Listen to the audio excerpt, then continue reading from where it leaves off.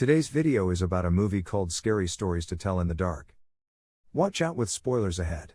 1968, it is Halloween in the town of Mill Valley. A young man named Ramon drives into town. Nearby, horror fan Stella Nichols is called by her friends Chuck Steinberg and Augie Hildebrand to play a prank on school bully Tommy Milner. The jock and his buddies are throwing beer bottles at a neighborhood scarecrow called Harold. Tommy also takes a swing at Harold with his bat. Chuck fishes poop out of the toilet and meets with his friends to throw it, plus eggs and toilet paper, at Tommy's car while he is out with Chuck's sister Ruthie and his buddies. Tommy ends up driving his car back into a fence. He and his friends chase after the kids, who run to a drive-in theater and hide in Ramon's car. The bullies find them and threaten them into getting out, including Ramon. However, they are driven out of there by security, but not before Tommy makes a snide comment to Stella about her mom walking out on her and her father. After the jerks leave, Stella takes a breath outside before inviting Ramon to join her and the guys into checking out a haunted house. The four go to the home of Sarah Bellows, a figure in an old legend about a disturbed woman who allegedly poisoned numerous children in the neighborhood. The kids enter after Ramon picks the locks on the door. Augie and Chuck mess around to scare each other, but Chuck ends up hiding in a closet where he sees the old room turn refurbished, and what appears to be an old woman with a dog sitting by the bed. Augie opens the door to scare Chuck, and everything looks old again. Meanwhile, Stella and Ramon find Sarah's old book of scary stories. They are then trapped down there by Tommy and his goons. Ruth tells Tommy to let them out, but he locks her in there too. After trying to break out, an unseen force lets them free. They go outside to find that Ramon's car was vandalized by Tommy, with wetback written on it. Ramon must take it to the shop, and since he was living in his car, he has nowhere to go. Stella invites him to come over and stay in the basement. Tommy drives home drunk and is ordered by his mother to deliver eggs to the neighbors. On his way, he comes across Harold and taunts him again. At the same time, Stella reads from Sarah's book and sees the story Harold appearing. As she reads it, she notices that it mentions Tommy. He ends up walking in a circle and sees that Harold is no longer on his pike.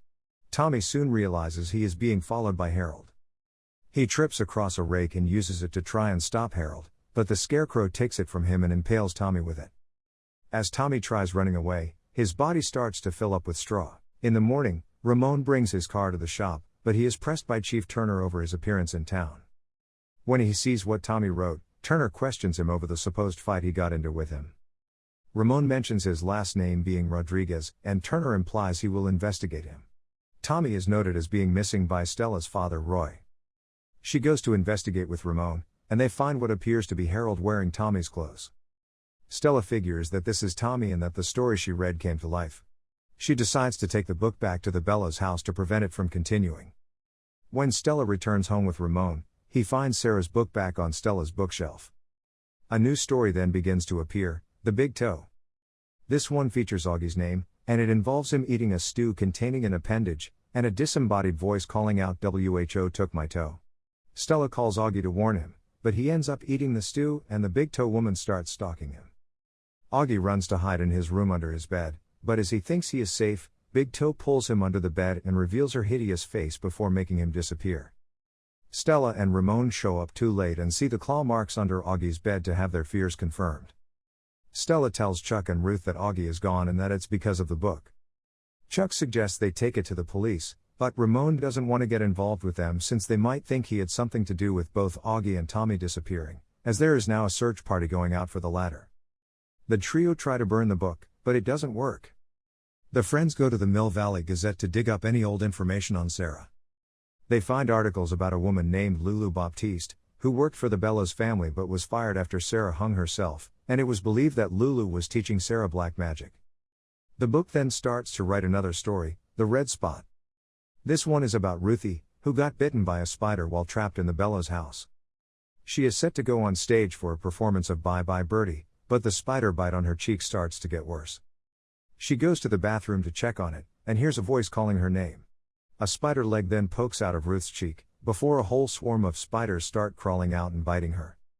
Stella, Chuck, and Ramon run to the school in time to catch Ruth and throw water on her to repel the spiders. She is covered in bites and crying to get the spiders off. She is later taken to the hospital. The friends track down the now elderly and blind Lulu to ask what happened with her and Sarah, hoping to find a way to undo what has been going on. She says there was no magic involved, but the presence of the book overwhelms Lulu. The trio then heads to a hospital that they think has records of the Bellows family. Chuck mentions having a dream about seeing a pale woman in a red room, telling him, "This is an evil place. Run while you still can."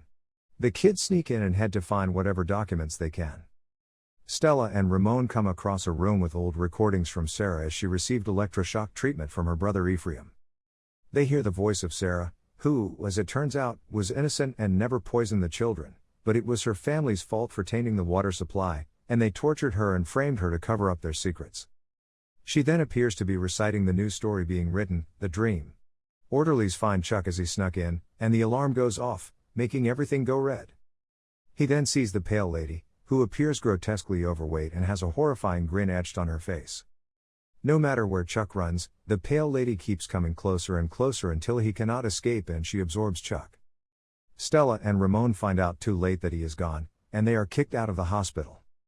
Stella calls her father from the precinct. She fears that she is going to die because of the book, and she tells him not to think that she is running away. Roy tells her to not think that it was ever her fault that her mother left. Turner then interrogates Stella and Ramon about the disappearances of their friends. They try to explain that it's because of the book, but it is too far-fetched for Turner to believe. He also brings up that Ramon's real last name is Morales and that he dodged the draft. The two are placed in adjacent cells, and Ramon explains that his brother was drafted to Vietnam and was killed out there, so he got away after learning he was to be drafted. Soon, the next story is being written, and a monster called the Jangly Man emerges. He breaks Turner's neck and tosses his body towards Stella's cell. She gets the keys, but the Jangly Man attempts to get Ramon since his name was in the book, and he knows of the Jangly Man from an old story his father told him.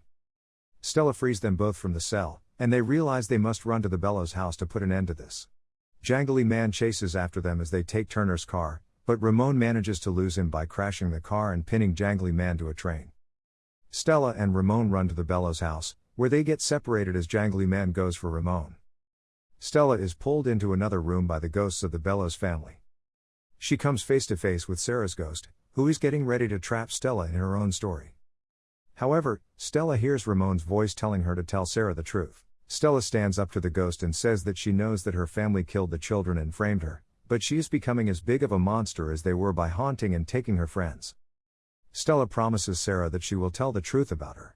Sarah gives Stella a quill and tells her to write Sarah's story in her own blood. Stella writes the truth, and Sarah's ghost wails before crossing over. The Jangly Man goes down as the terror appears to stop. Stella and Ramon run to embrace each other. Later on, Ramon willingly goes to be drafted in Vietnam. He says farewell to Stella, who gives him a letter and promises to write to him. He reads it on the bus, and it's a letter from her asking him to come home soon. Stella writes a story in the school paper about the truth over the Bellows family history. While not many people are listening, she is determined to let the real story be known. She then goes with Roy, and the recovered Ruth, as they plan to use Sarah's book to find a way to bring back Augie and Chuck.